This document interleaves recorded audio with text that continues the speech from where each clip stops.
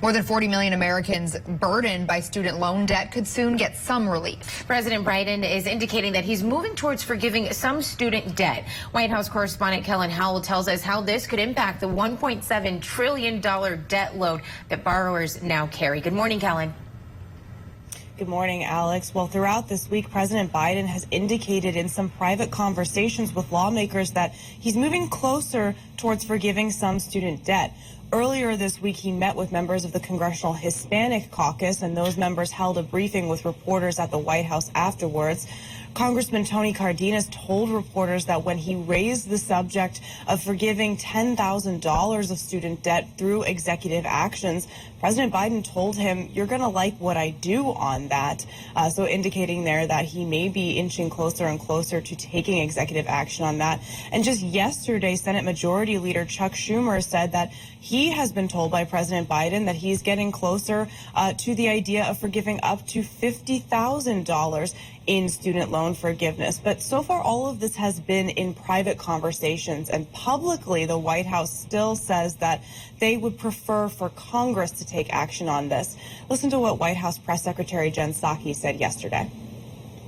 What I can tell you at this point is that there's legislation he'd be happy to sign for individuals who have $10,000 in existing student debt.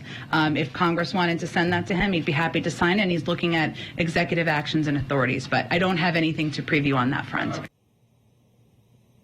President Biden has extended the pause on federal student loan repayments through August 31st, and the White House has said many times that any decision on student loan forgiveness would be made before that pause is then lifted. So far, the White House has been taking a more targeted approach to forgiving student loan debt, looking at programs like the Public Service Loan Forgiveness Program, as well as forgiving debt for borrowers who may have been preyed upon by for-profit colleges. In fact, today, the Department of Education is announcing that they are forgiving another $238 million for over 28,000 borrowers who attended Maranello beauty schools. The administration says that those students were preyed upon by that school and were not given the tools that they needed to succeed from that school.